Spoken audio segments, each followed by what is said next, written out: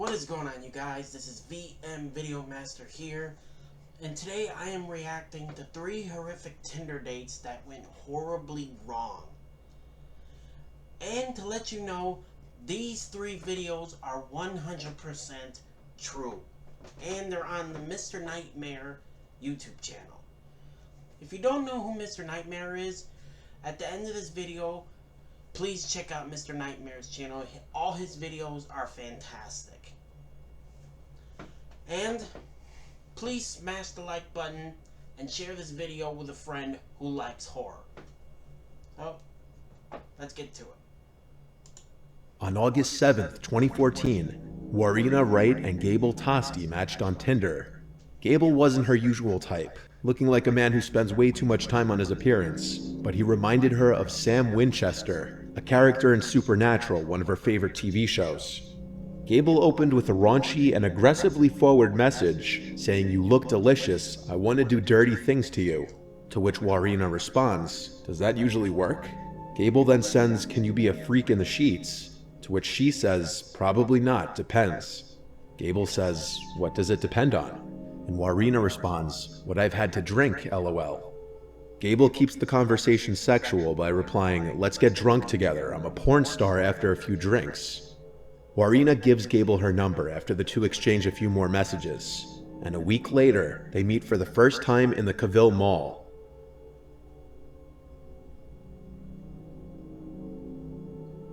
They spent the night together heavily drinking, and CCTV footage from multiple establishments showed them meeting, walking into a nearby beer garden, then purchasing a 6-pack of beer at a nearby bottle shop. And after their night out together, they ended up returning to the Avalon Apartments where Gable lived alone on the 14th floor. 6 images taken by Gable that night show the couple apparently laughing and smiling in the apartment and on the balcony from which Warina would plunge to her death only hours later. For whatever reason, Gable recorded the audio of his entire night with Warina, which included the entire confrontation the two would have towards the end of the night, which was later played during Gable's trial. It was later found out that Gable had a weird habit of recording his entire dates with multiple women. At some point after the two had sex, Warina can be heard becoming increasingly erratic and aggressive towards him. However, Let me just stop it right there, guys. Now, this guy seems like those type of guys that have sick minds. I'm gonna say that. Now, she only decided to go out with this guy because he looked like her favorite TV character. Now, if that's the only reason some people are interested in guys because they look like a certain TV character they're interested in, then that's ridiculous. I'm gonna say that. Like, I knew someone who really loved Chris Evans, and I'm just gonna say her ex-boyfriend really did look like Chris Evans without the mustache. Trust me, that guy ended up a millionaire and she ended up almost homeless. Trust me, if your family says that he's the one, listen to them.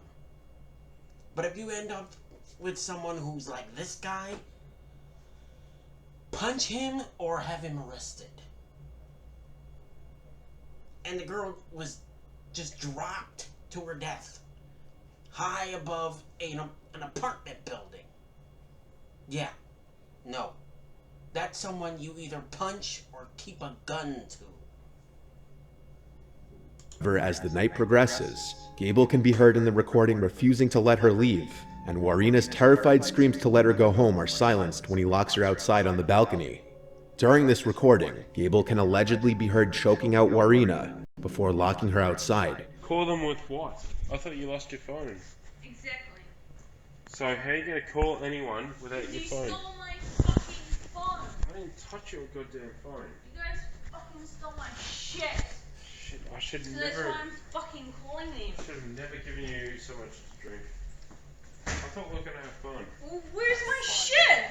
Where's your Where's phone? my shit? What's your phone number? Go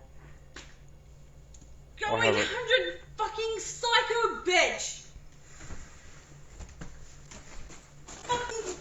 I don't deserve this shit, alright? I'm a nice fucking guy. Oh yeah, nice guy. Yeah. A nice psycho. Nice fucking guy with a little nothing. Must be on the balcony. Well, I have shitloads of money in ways. My fucking money. Stop. Just calm down, please. I'm not coming down. You've had too much to drink, alright? I'm Just. not coming down because I've had so much to drink and I have shitloads of money in New Zealand. It's not funny. Shit. You know? Calm down, please. Do you know how I freak out? Because no one else has money. Do you even remember what you were doing to me like half an hour ago? It was freaking me Yeah. out. You beat me up for no reason. Exactly. Why? Because you said you freak. You thought it was funny or something. It's not. No, I told you. In the audio, he can be heard saying to Warina that she was lucky he didn't throw her off the balcony, along with numerous other threats. Let's go. He's Fucking It's not about how you need. You're It's not about how. Yeah, it is. You're fucking insane. It's not about how you need. It's about how you give a shit now. See, I thought you were kidding, and I've taken enough. This is fucking bullshit. You're lucky I haven't chucked you off my fucking balcony, you goddamn psycho little bitch. Who the fuck do you think I am? Yeah, do your Muay Thai now. What? What? Got something to say? Say it. Yeah. Say it. Who the fuck do you think you are? No! Hmm? No! No! You're No! trying to kill me, huh? No! Why'd you try to hit me with that? No! Huh? No! No! No! Fucking mouth.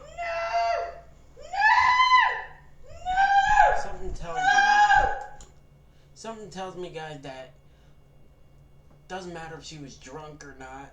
Something tells me that he wanted to hurt her, but something tells me she was onto him. That's why she kept saying all that. Because he was recording and she was saying all that for, like, evidence. I don't know, it's just a gut feeling I've got. I always get these gut feelings, like a second theory. Anyway. It's all on recording, you know? It's all being recorded.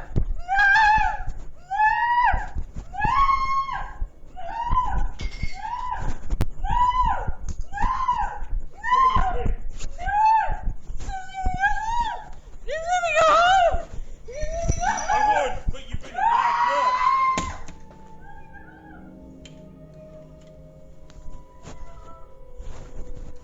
It's apparent that both Gable and Warina were very drunk, with Warina sounding a lot drunker than Gable, slurring all of her words. Warina apparently thought the only way to escape would be attempting to climb down the building, which resulted in her falling from the balcony to her death. Gable, who was 28 at the time, was arrested for her death, but was ultimately acquitted of all charges. The prosecution claimed that Gable locked Warina on his balcony following a heated argument, and when she tried to escape, presumably to a lower floor, she plummeted to her death. Gable's defense team said Warina was extremely intoxicated and that she had been acting irrationally before her tragic fall. Prosecutors argued that Gable had choked Warina, trapped her, and made her so afraid that she felt she had no choice but to escape at whatever cost. An audio recording of Gable's phone call with his father right after the incident was eventually released, and in it, Gable is heard telling his father that things had become violent between the pair and that he locked her on his balcony, but insisted that he did not push her. Hello, Dad. I might have a bit of a situation. I met up with the girl for a date tonight, and she started getting really aggressive. Like, it was alright at first, and like, we, had sex in bed, and then after that, like, she kept drinking, and we were both drinking, and she, like, I think she thought it was like a joke or something, but she kept, like, beating me up and whatever. Like, I've been walking around and there's like a million cops around my building. I don't know what to do. I didn't push her or anything. I'm like just walking around the area and there's like a million cops around the area. It's really up. I don't know what to do. Like I'm walking around the area and I just see a million cops around Avalon. This is really up. Why does this keep happening to me? Like I swear to God, I didn't push her or anything. I just chucked her out on the balcony and shut the door because she was beating me up. According to a downstairs neighbor, loud arguments with women could be heard quite often from Gable's apartment, hinting that this kind of thing was a regular occurrence with him. Many people do believe that Gable murdered Warina, and there was public outrage when Gable was acquitted. I think he murdered her. The process of going through a I'm gonna say this right now, you guys. That's why they say stay away from Tinder. Now, Tinder is just supposed to be a place where people wanna hook up, not murder. Now, over the years, people have seen lots of videos where people are murdered. I mean, we've seen all the dating videos on Mr. Nightmare's channel. Most of them had to do with only one website, Tinder. Now, if you're the kind of person who's desperate for a girl, stay away from Tinder. Don't even use it. If you have a profile in there, delete it. You might end up like those two. You might end up with a girl who you're trying to be nice to and she ends up dead and you get blamed. So stay away. Anyway. Divorce is usually not a pleasant one, and emotions are often very mixed. For some, a divorce can be a horrible time in one's life, full of grief and sorrow. But for others, it can be a hopeful time, a fresh start. For 39-year-old Jovi Pillipil, a nurse from Sydney, Australia, her recent divorce with ex-husband Alexander Villaluna was going to be a new beginning. Jovi posted on Facebook, "New Year, New Beginnings," accompanied by a smiling photo of herself. She had since posted on her Facebook of flowers sent by secret admirers and birthday cards and gifts from her 3 children, who called her the best mother there can be, and an independent mother and woman. In March 2016, Jovi was using Tinder to find a date. Jovi is the mother of 4. She grew up in the Philippines and then moved to Auckland, New Zealand to train to be a nurse, and then she and her family would eventually move to Sydney, Australia. While on Tinder, she matched 53-year-old businessman Keith Collins. Keith had 3 children and 4 stepchildren. The two enjoyed chatting and decided to meet for a date. On March 30th, 2016, they went to dinner at a Korean barbecue restaurant. Just as they were finishing up, a man came up and put his arm around Keith. It was Jovi's ex-husband, Alexander. He asked Keith what he was doing with his wife. Keith said they were just having dinner. Then suddenly Alexander grabbed Keith by the neck with his left arm, and he used his right hand to stab him in the abdomen with a hunting knife. Jovi started screaming at him to stop, saying they were just having dinner. After stabbing Keith several times, Alexander turned his attention to his 35-year-old estranged wife. He stabbed her once in the chest and once again in the arm when she tried to defend herself. Keith had fallen to the floor and he was trying to get up. Alexander got on top of him and then using both hands, he punched the knife into his chest. He did this 5 more times. After stabbing Keith 11 times and his ex-wife twice, Alexander calmly walked out of the restaurant. Jovi began to run from the restaurant, and at first Alexander went after her, but he seemed to give up or change his mind and head back to the restaurant, where he sat by Keith's now dead body and waited for the police to arrive. He surrendered without putting up a fight to the arresting officer, and he admitted that he attacked Keith because he was having dinner with his ex-wife.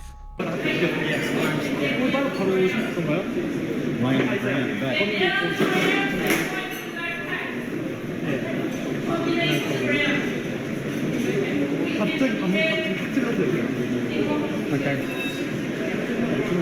You're more than welcome, thank you. Cheers, take it, bye.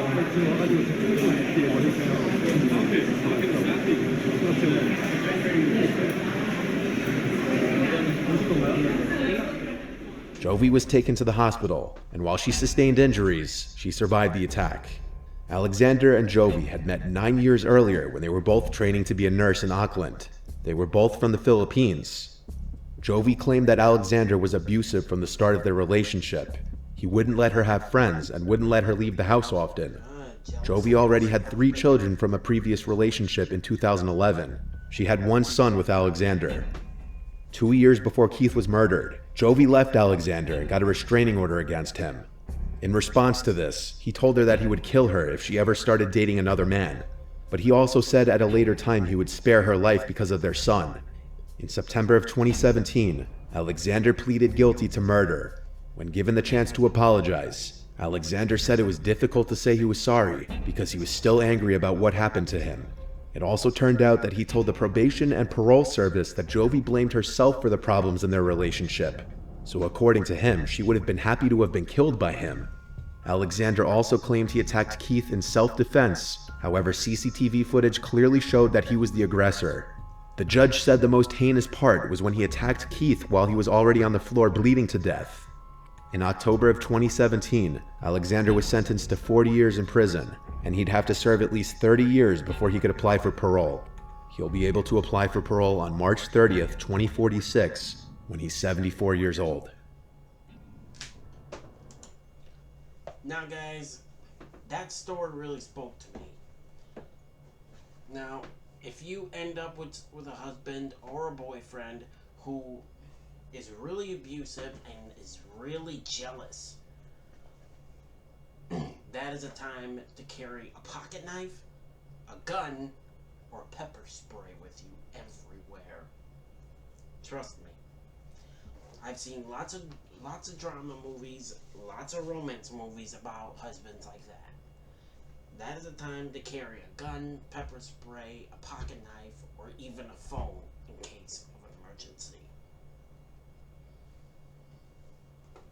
If you've been through stuff like this, any of these videos, let me know in the comments below. Now on to our last video. On the morning of October 26, 2018, 21-year-old Grace Mullane drove from her Essex County home to Heathrow Airport in London, where she boarded her flight to Peru. She spent the next 10 days traveling from island to island before heading on her way to Auckland, New Zealand, where she would arrive on November 30th, 2 days before her 22nd birthday. Grace was staying at a hostel where she made friends with some of the other tourists and backpackers. Grace was known for being an outgoing social butterfly. She spent the rest of the night on the 30th taking it relatively easy, and decided to start swiping on Tinder looking to meet someone, maybe make some local friends while she visited. She swiped until she connected with somebody named Jesse, and the two began to chat. Grace and Jesse made plans to go on a date the following day, and so on December 1st, 2018, Grace's bunkmates watched as Grace got ready and left the hostel to head to her date with Jesse. A few hours went by, and at some point in the evening, Grace sent a message to a friend back home stating that the date was going really well and she felt a connection with Jesse. However, it wasn't long after this message that Grace's phone and social media activity went silent. The next day was her birthday, and many of Grace's family and friends went on to send Grace happy birthday wishes, but she never replied to any of them. And as the days went on, everybody became increasingly concerned. And so on December 5th, 2018, Grace's family reported her missing to Auckland law enforcement. They clarified their concern by pointing out that Grace was actually carrying 2 cell phones while she traveled just in case there was ever an issue with one of them, so that way she would still be able to stay in touch. Both of Grace's cell phones had been going directly to voicemail as of December 2nd. Grace's father traveled to New Zealand to do some searching of his own. CCTV footage caught Grace leaving her hostel at exactly 5:37 p.m. She then walked to a bar and casino known as Sky City, which was fairly close to her hostel, and she waited there for a few moments until she's seen meeting up with and hugging Jesse. The two of them then went into Sky City for approximately 90 minutes while they had some drinks together, and things appeared to be going really well and the two appeared to be hitting it off. They continued their date onto the next bar, known as Mexican Cafe. They had a few more drinks at the Mexican Cafe, and then they continued on again to another bar known as the Blue Stone Room. While at the Blue Stone Room, things appeared to become more intimate between the two. They can be seen kissing multiple times, before Jesse made a quick trip to the bathroom. This is the exact moment that Grace messaged her friend back home that she was having a really good time with her date. Jesse then returned, and the two eventually left the bar at 9:40 p.m. The two are seen holding hands and walking towards a building known as the City Life Hotel, where Jesse rented an apartment. The two can be seen entering the elevator of the building and exiting on the floor of Jesse's apartment. This is the last moment that Grace was seen alive. The next morning on December 2nd, Jesse is then seen entering the elevator alone and exiting his apartment building. He's then seen purchasing a handful of cleaning supplies as well as a new large suitcase. He places the new purchases inside his apartment. Okay, now guys, I gotta say something. Now, these two just met. They're at some place having dinner, having drinks. Now, what kind of people kisses right when they meet? Right when they meet. You don't do that because the girl will get the wrong idea. At first, she doesn't. She doesn't get the wrong idea that he could be a serial killer. I mean, now if that was me and I was in that girl's shoes and some guy just comes and kisses me right when we meet, yeah, I would have socked that guy right in the eye. I mean, right in the dang eye. I mean, this guy could be a rapist. He could be carrying a gun. No. To all those girls out there, let me just say, if you've been through stuff like this, a guy kissing you, like, right when you meet, having dinner, or even a drink, trust me, I've known guys out there who do that, and they're just jerks. But I'm one of those guys who do not do that. And trust me, it's not all those guys who do that, who kiss on when they meet is not perfect. Anyway, let's continue the video.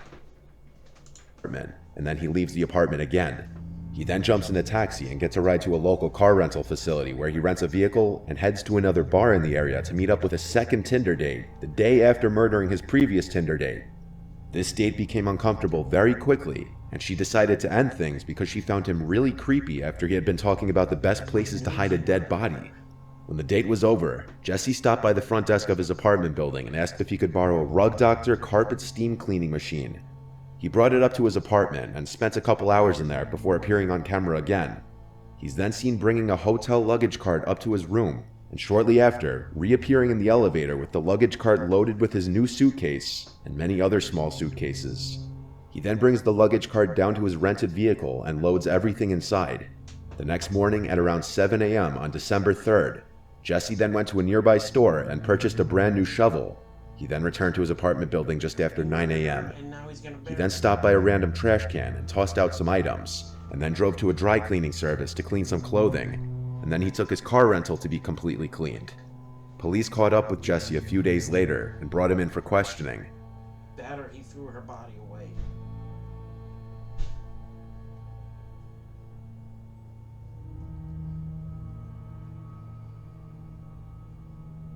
Yeah, he probably murdered her and threw her body away.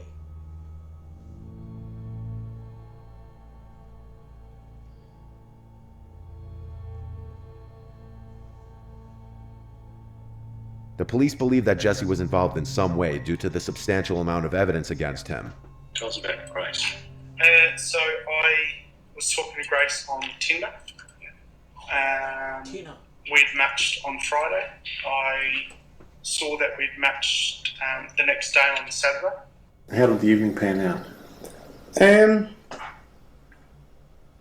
Yeah, pretty good.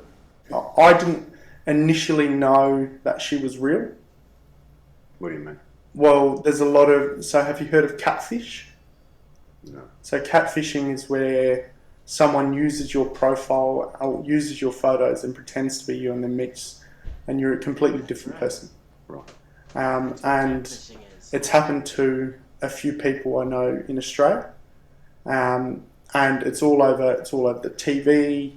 So I thought, you know what, if I meet at Sky City, at least I know that there's lots of people around, so if it is someone that it's not, then I can just walk away. How did the evening sort of come to an end? There was a hug and a kiss on the cheek, and a thanks, no, nice meeting you. And then I said, let me know about tomorrow. And she said, okay, and then she kept walking. We actually don't know if she's been murdered or not yet. She may be alive and well. Okay. But she might also be dead. Okay? And it could be that you've done it.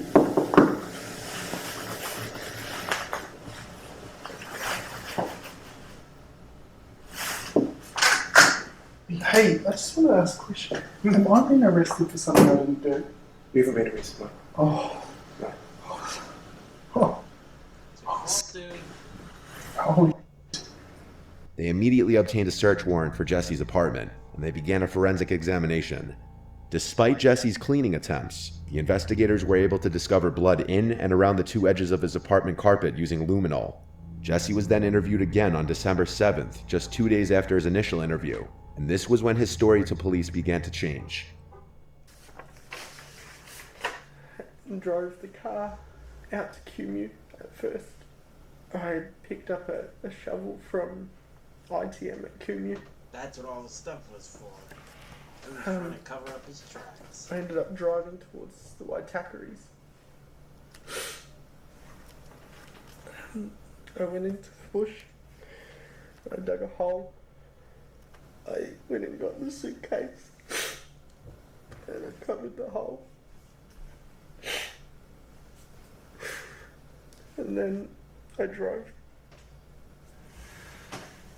Where is her possessions? I threw them in the rubbish. He buried her in Whereabouts? Albert Park rubbish. Right. So what items of her property have been disposed of in Albert Park? Everything. All of her clothing? Everything that was in the room. Right. I was just panicking. Did you inflict any injuries on her that caused her to die? No. Did you kill Grace Mullane? Okay. And you're under arrest for the murder of Grace Mullane on or about the 2nd of December. You understand? Jesse was charged and held in police custody, and while behind bars, police found pictures Jesse took of Grace before placing her inside the luggage that he purchased. Google search history and GPS from Jesse's cell phone led investigators to the Waitakere mountain ranges, where they discovered the luggage with Grace's body buried in a hole. Jesse was found guilty and sentenced to life in prison with a minimum non-parole period of 17 years. During this time, 2 more victims came forward and accused Jesse of sexually assaulting them after matching with him on Tinder. In October of 2020, Jesse was convicted of 8 more charges related to these offenses. He was sentenced to serve an additional 11 years concurrently to the life sentence that he had already received. Well, you guys, that was 3 horrific Tinder dates that went horribly wrong. And like I was saying earlier, there are guys out there who are like this. And like I was saying, stay away from Tinder. Trust me. If you want to... That's my dog, don't worry. If you want to be safe, stay away from Tinder. And also, be careful on Snapchat. I know Snapchat is a thing today, but be careful on there. Only talk to people that you know. Anyway, if there's an idea you want to see me react to, or a game you want to see me play, those are the 2 I'm trying to concentrate on. Or if there's a list you want me to go down, like top 5 or top 10, let me know in the comments below. And like I always say, I will see you in the next video.